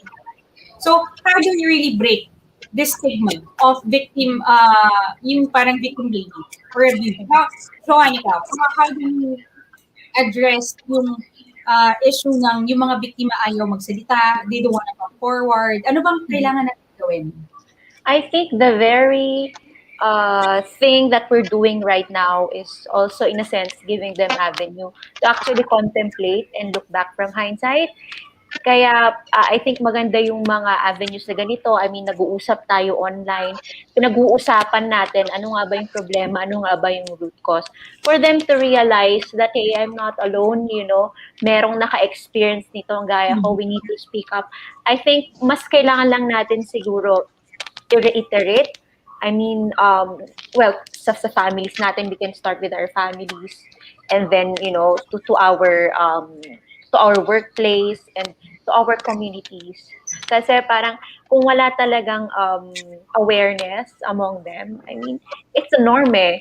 I mean, kahit na dumaan ka lang dyan, I mean, among tricycle drivers, for instance, just because, kinalakihan na, may mga maririnig ka na ang miss, ang ganda mo, or miss, pahingi ng number mo. I think we treat it as the norm already. So parang palagay ko paulit-ulit lang natin sigurong pag-usapan at mag-set up ng avenues.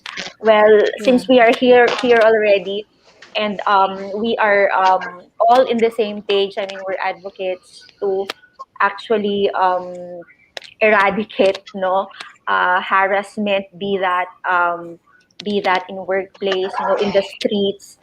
Palagay ko parang magandang mag-start siguro tayo ng initiative wherein if they think a safe space, to ask you or to go to you, siguro pwede nating i-welcome yung mga taong nakakaranas nito, no? Because sometimes hindi nagiging safe space yung isang institusyon. So for instance, natatakot siyang lumapit sa PNP. So po pwedeng mag-offer tayo ng ibang alternative kung saan pwedeng lumapit yung mga taong nakaka-experience nito. So like for instance, in Candon Youth Movement, we have peer educators who are willing to listen to you, and we are also very willing to help you link sa mga pwedeng makatulong, no? Well, we also have our VAU desks in our barangays na pwedeng lapitan natin, the PNP Women and Children's Desk na pwedeng lapitan. So depende kung saan ka pinaka-komportable lumapit. So like DM Mika is there, I'm here. Cafe Amian, I think you all have empowered women members sa cafe nyo. So I mean that's a good avenue wherein they can seek help, no? Should there be need of help. So I think yun yung mga pwede natin. At aralin natin ano ba yung rights natin. So I think yun yung mahalagang pwede natin gawin at this point. So all the laws, nandyan na siya lahat. It's just that kailangan nating tulungan or magtulungan tayo para maayos yung mechanisms niya and yung pag-implement niya. Kasi hindi lang naman role ng government yan eh. I mean, we have a role to play. I mean, as CSOs, as private individuals, kailangan natin magtulungan para talaga ma-popularize na itong batas na to. Yeah, okay. So, do you have other questions? Siguro yung natin, paulit-ulit since the very start ng talk natin kanina, is that what you want to do is for people not to be scared, na wag silang matakot if something like this happens. So, i-recap natin, no? So, umpisa pa lang, it's okay for you to say no. In any instance that you feel uncomfortable about something, you can always refuse and you can always say no. You can escape. Pwede kang umalis dun sa situation na yon. And if it happens to you, wag ka rin matakot to speak out because that's the only way na makorek natin whatever the mistake. Kasi kanina sabi, what if hindi alam na nababastos na pala? It's important kasi na minsan yung offense is hindi naman talaga sinasadya. But we have to correct it anyway. Kailangan natin i-address yun anyway. Kasi ikaw, again, violence or is subjective, sabi natin. Anytime or every time that you feel offended and you don't feel comfortable, nababiolate na tayo doon. So I think it's important for us to really speak out every time that we do not feel comfortable about one thing because that's the only way to correct it. Tama ba? Saka huwag kayong matakot because ang daming actually organizations, if yung minsan kasi takot sa gobyerno, pero ang daming other organizations who can help you. I think kanina pa ulit-ulit, there's Lunas Collective. Siguro after, Mika, I think you're one of the champions of Lunas Collective na talagang nagpo-push Lunas Yeah. Collective dito sa campus. Can you tell us more about Lunas Collective, kung ano yung mga pwedeng gawin, or how Lunas Collective can help our victims in case na may na experience nila yung mga ganito? Yeah. I think the main goal of Lunas Collective is their name itself, no? Lunas, parang magbigay lunas kung ano man yung nararamdaman mo at this moment. Kwentuhan, kabarkada, kaibigan, ganyan. That, katulad yung nangyari sa akin kanina, di ba? Na parang, I feel uncomfortable already with the situation, pero parang umuwi ako thinking na parang, ano ba dapat yung ginawa ko? So it's nice to shoot them a question, no? Na parang, hey, ito yung nangyari sa akin. Bumibili ako sa ganitong, sa tindahan, may tumingin sa akin, nabastos ako. Ano ba dapat yung tamang ginawa ko? What's nice about Lunas is that they will give you the right advice. Kasi ang mahirap kasi minsan, 'di ba, parang maghahanap tayo ng kausap, pero minsan yun naman mga kausap natin will just lead us to just keeping it all by, 'di ba, to just keeping it all in. Hindi mo na ilabas yung sama ng loob mo, hindi mo na ilabas yung nangyari sa iyo. You weren't led to the right people. So, this is what Lunas is all about. Actually, ito yung main purpose niya. They started it when the whole pandemic happened, to make sure that the people in the homes, ganyan, are still being heard. Kasi nga, di ba, ang hirap pagsumbong ngayon. Hindi naman ganun kadali magsumbong ngayon katulad nung normal pa lahat, di ba? So that's the purpose of it. It's an online chat service that allows you to even talk to them anonymously, because you can create your own account without changing your name. Wala naman silang kaso doon eh. Pero as long as you air out your concern, and hindi lang siya sa gender-based violence, pati sa reproductive health. So kunwari sa pagbubuntis, kung hindi ka mabuntis, or kunwari may nangyari pero hindi ka sigurado, parang paano pagbuntis ka na pala tapos natatakot ka, yung mga ganon. So meron kang tatakbuhan na sigurado ka na tama yung i-advise sa'yo. So that's what we really want during times like this, kasi we call this the sensitive stage, yung hindi mo alam na empowered na ba ako para magsumbong or hindi pa? Dapat bang magsumbong ako or hindi pa? Parang saan ako huhugot ng lakas ng loob para magsumbong? Yung mga ganun, meron bang susuporta talaga sa akin or wala?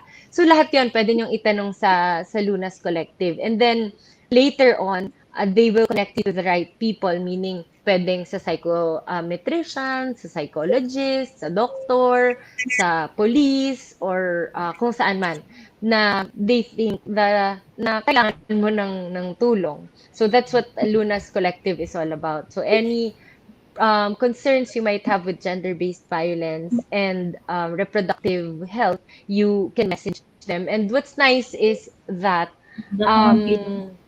what I want for everyone to do, sana, is for everyone watching right now to spread the word.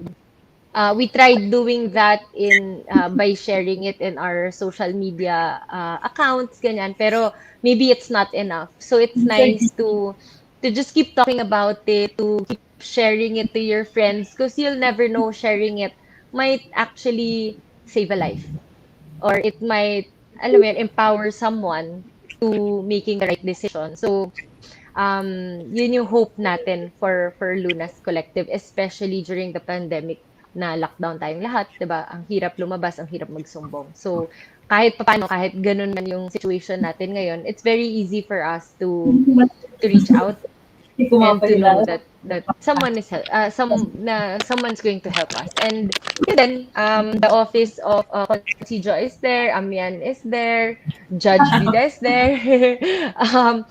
My We're all office there. is always there to help you. Pero yun din to make sure that even yung mga schools yung ganyan, to have a safe space, schools, offices for victims like this, or for this problem to finally end, 'di ba? Yung parang guys, 2021 na. Huwag na tayo magbastusan. 'Di ba? Guys, So, may nagpa-flood kasi ng sorry talaga. May nagpa-flood ng question dito. Sige na, i-ano na natin kasi pakitanong kasi gusto daw talaga niya makuha yung reaction. Bakit daw that under the anti-bastos law, bakit kapag it's a high-ranking official is making the misogynist remarks or mga sexist na mga comments, is hindi naman sila hinahabol ng anti-bastos law. Pero pag ordinaryong tao, is that ang bilis-bilis, may blatter kagad or may kaso kagad. Why is it daw na even on national television, kahit sabihin, grabe, medyo kinakabahan ako sa mga question. So, bakit nga ganun? Bakit hindi natin mahabol? I think that's the same question too. That's the same that's question. the injustice. Minsan yun yung reality. Diba? Yun yung pinag-uusapan ng lahat na that's the injustice there, diba? Yun yung sometimes that's the reality, and that's why we're doing this. But that doesn't mean to find that doesn't mean that we take diba? We take that as sitting down. So even the highest position in the land, I mean, it's even guilty, no? My God. So I think, so palagay ko, yung the fact na tatawanan natin yung mga sexist remarks niya, towards women, towards yung mga nakapaligid sa kanya. Kasi yun nga, nano-normalize nga just because you are the high, and people you have the high copy it, niya. They think that they have the right to copy it just because a leader is doing it. Diba? Kaya nga, it's important for us to, choose the right leaders. I think when you to answer the question. And for us to speak. To speak it's about and actually articulate na hindi tama yung ginagawa niya, yung remarks niya. It's a non-negotiable. Yung mga non-negotiable. That's also our question. That's why also we find creative ways to call him out, to call them out, we find creative ways to empower women. Hi, Judge Vida, welcome back. Hi, Pwede ba namin ibato yung question na yun? Can we hold high officials accountable? Nagkakaroon ako ng problems. Yeah. How do we hold mga public officials accountable under the anti-bastos law? Well, kung si ang tinutukoy ninyo, baka may immunity kasi. May immunity. Established immunity ba yan by law or is it immunity because... Dapat may magreklamo, no? Na na-offend siya. And then yung... Yun nga kaya kailangan empowerment. And what is ironical is that he signed into law yung Bawal Bastos law back in 2019 and yet he's still doing it. So, paano kaya yun, Judge? Dapat may magreklamo.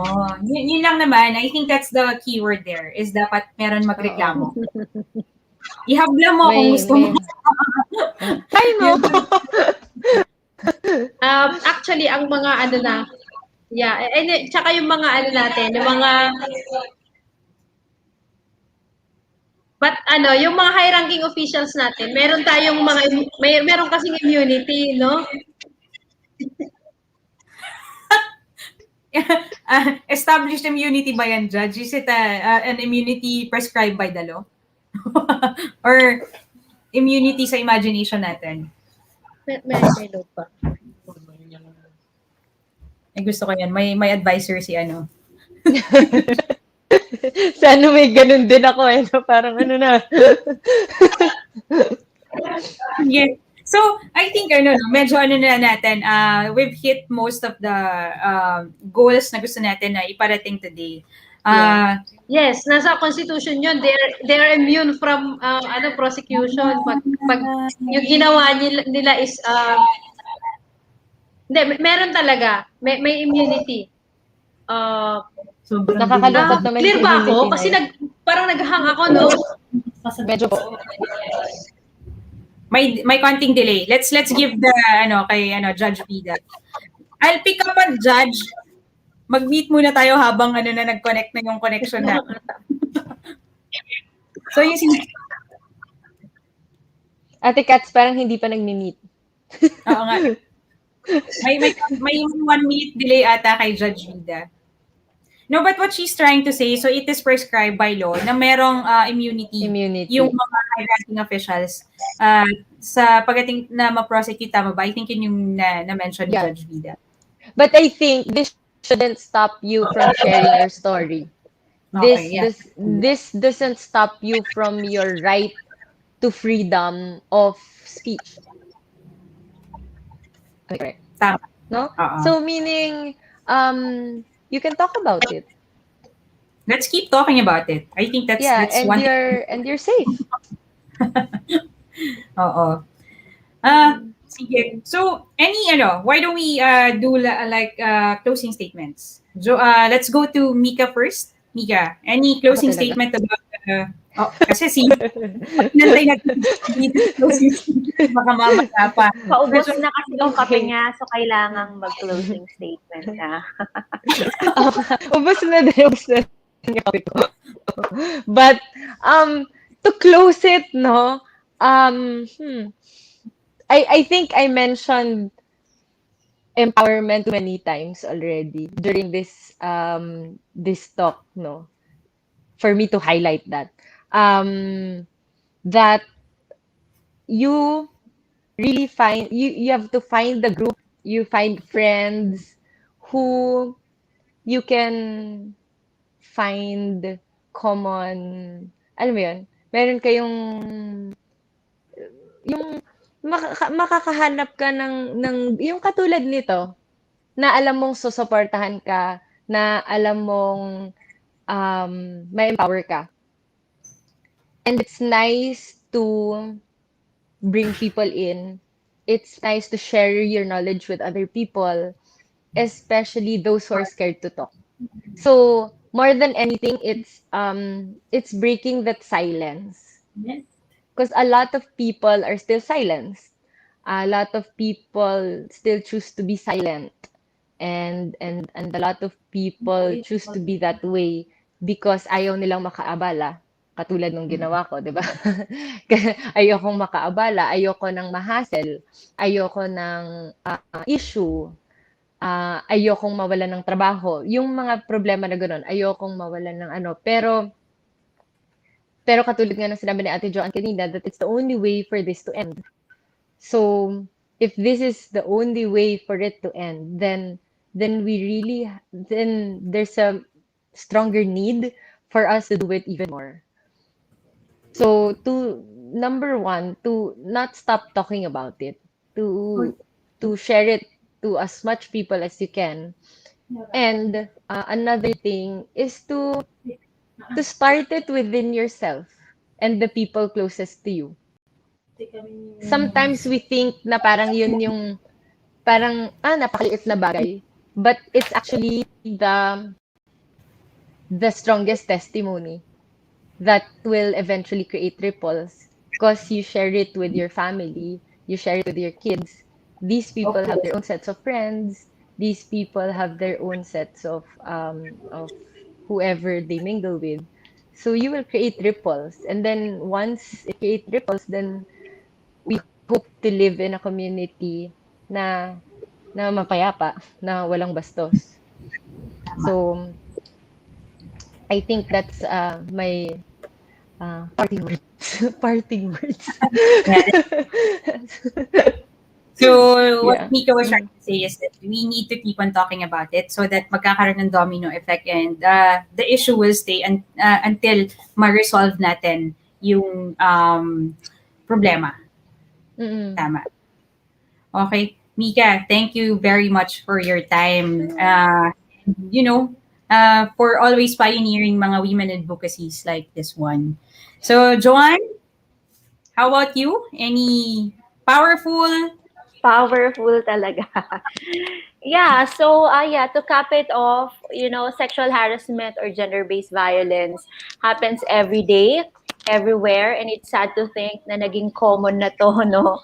And of course, it comes from either sexism, power relations, psychological factors, moral and cultural values, and it depends on each situation, and each case is nevertheless a violation of human rights. So I'd like to reiterate what Mika said earlier. Let's not be afraid to speak up, put the issue to the forefront and report and go to people who you think can help you or is a safe space for you. Go to a place where it is safe. And we've mentioned all throughout this kapihan session yung mga pwede nating lapitan, no? So, thank you. Thank you so much for this opportunity of actually talking about the issue. So, it's very hot, gaya ng pandesal, no? Very hot yung topic na to. And I hope we have more avenues to talk about this further. Kasi alam ko, madami pa tayong questions in mind. And tayo sa sarili natin, madami pa tayong kailangang pag-usapan. At sana madami pa tayong ma-empower to actually speak up, no? And that this is something na kailangan pagtuunan natin ng pansin at kailangan pagtulungan natin lahat kasi this is not the job of the government, no? Kailangan nating tulungan talaga ang gobyerno para ma-push yung implementation ng especially the policies that we have. So I think yun yung pinaka-highlight that I'd like to reiterate at this point. So thank you so much. Ayan. How I wish na nandito rin si Judge Vida, no? Pagkaskaso nagkakaroon siya ng technical difficulties na sa internet because sana ma-assure niya tayo that there is a law. May mga laws naman tayo that will actually protect us and fight for the right in the case na may nangyaring mga ganitong situation. So for me, just a closing statement, para sa akin, no, empowering women doesn't mean we want to tell the world that women are better than or more powerful than men. Hindi kung sino ang mas magaling or karapat-dapat. It's about educating women to confidently know their rights and fight for it. However, sexual harassment or gender-based violence in all its forms doesn't end with initiatives that empower women. Hindi kasi doon nagtatapos yon. All the more, I think that we want to engage men, yung mga lalaki, especially young men, to recognize the issue. Kanina kasi, Mika keeps telling us about it all starts in the family. Totoo yun. I strongly believe that a violence-free society starts at home. Family, lalo na yung parents. If you have children, if you have parents, if you have daughters, you need to teach them how to be strong. Motivate them to dream big and chase their dreams no matter what. But also for parents, very crucial kapag may anak kayo na lalaki, especially for dads. Dads must be able to teach and be a role model sa mga anak nila na lalaki on how to treat women properly, how to attract women properly and treat women properly, di ba? You need to teach your sons how to channel sexual energy properly or accordingly. I think importante yung pag-usapan din yan sa bahay between a father and son. para maturuan natin yung mga bata or anak natin lalaki on how to respect and treat women. I think dun talaga nag-uumpisa.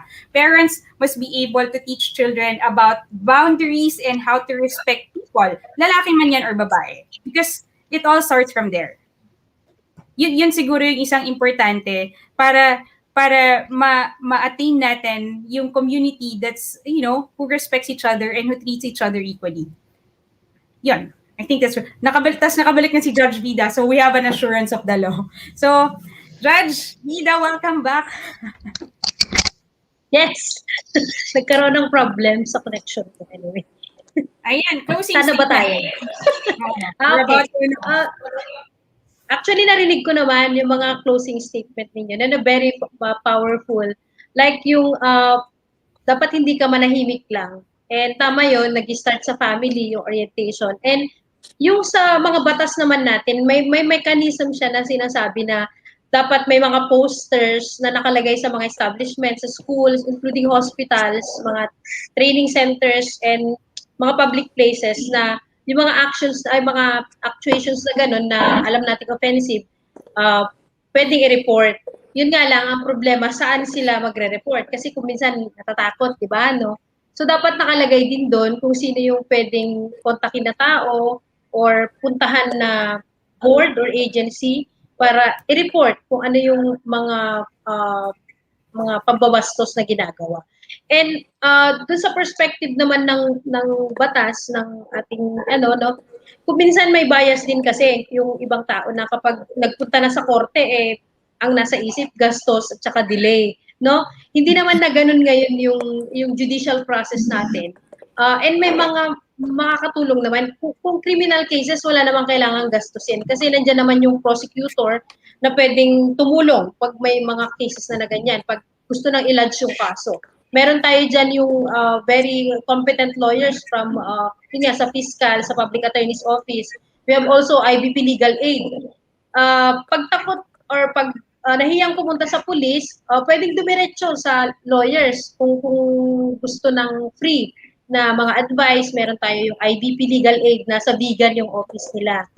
Meron din tayong public attorney's office. Sa lahat ng dito sa Candon, Narvacan, Bigan, meron tayong mga offices niyan. And bawat city and municipality meron tayong fiscal, no, na pwedeng pagdulugan kung may mga ganyan na mga violations. And isipin din na kapag hindi na-address, yun nga, magiging normal siya. Paano natin mapapunish yung mga violators kung walang nagsusumbong? And do not be afraid na pumunta sa korte. Sometimes yung delay kasi attributable din sa mga complainants, hindi naman sa panglalahat. No? Because they do not want to cooperate. So, hindi lang siya attributable sa mga institutions natin like the judiciary or the prosecution, kundi kung minsan yung mga tao din, mga litigants din, kasi hesitant sila to participate hanggang namamatay yung kaso. And then, at the end of the day, they would blame it na hindi naman kasi na i-implement yung batas. Hindi naman ganun. Nasa participation yun. Importante yun. Yun lang. So, hindi naman natin malalaman kung walang nagre-reklamo. And to add to that, no, at the local level, Cats, baka we can file an ordinance parang calling for safety audit per Section 34 of the Safe Spaces Law na kailangan na natin i-audit, kung ano ba talaga, which ones are being done na, ano pa yung mga kailangan gawin. This is very new. So parang palagay ko parang mahalaga din na i-audit natin if it's happening or not. Kasi ang ganda-ganda Parang kung susundin natin yung bawat provision and yung magagawa ng batas na bawal bastos law, I mean, parang almost perfect na yung natin. I mean, we will live in a world free of, harassment and, we can only dream. We can only dream as much, no? But, at the local level, we have champions that can help you, that we can help you address these issues and concerns. So sana wag matakot, magtulungan tayo, whatever it is that we can do. Just do let us know. We are here. So our Facebook page, nandyan sa taas yung mga groups that you can go to, apart from dun sa mga na-mention ni Judge Vida earlier. So, there. Cats?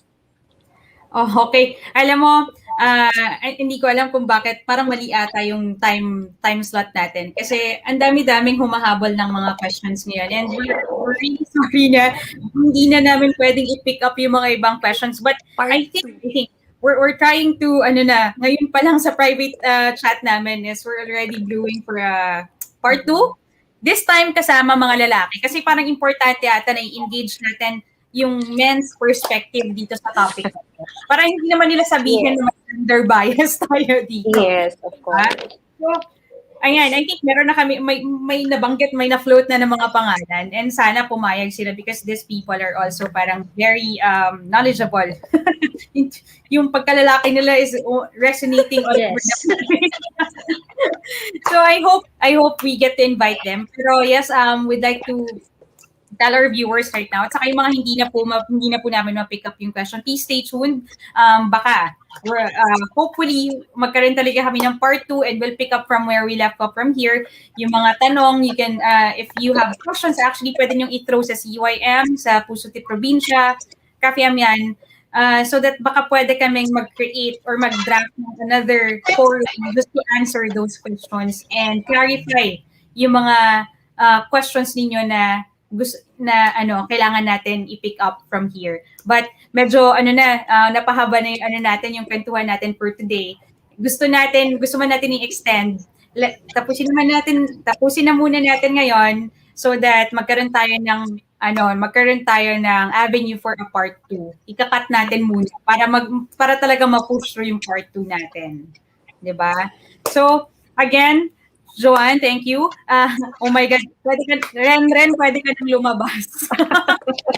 Mapapaanak ako anytime. Pwede ka nang lumanak. Dahil pwede na. May basbas ka na dahil naraos na natin tong forum na to. And of course, Nika, thank you very much. You're such an inspiration sa mga pagpupush ng mga ganitong advocacies. And gusto kong pasalamatan yung ate ko, si Judge Vida Jimeno. For, pag may mga gusto kong itanong ng mga, Judge, ganito ba? Liable ba yung ganito? Or lagi naman siyang ready to answer those kind of questions. And thank you very much for your time today. Alam namin weekend, dapat date weekend tong mga to, pero binigyan niyo yung oras niyo sa amin ngayon. And also to our reactors, Kat. Reactors. Yes. PJ, thank you very si PJ, thank you for your time, si Joanna, and Saisa for the tech team, lalo na si Saisa. Joanna for the teaser, thank you so much. Yes. For doing that for us. Galing. So my next time, everyone, maraming salamat. Maraming salamat po. For today. That's it for today sa Kapihan sa Amian. Please follow at Amian Cafe on Facebook for the part 2 para mga sa announcement ng part 2. And we'll see you again next time. Happy Independence Thank you, Amian. And thank you very much. Take care. Bye. Bye. Thank you. Thank you, Dad. See you at the cafe. Bye. Bye. Thanks.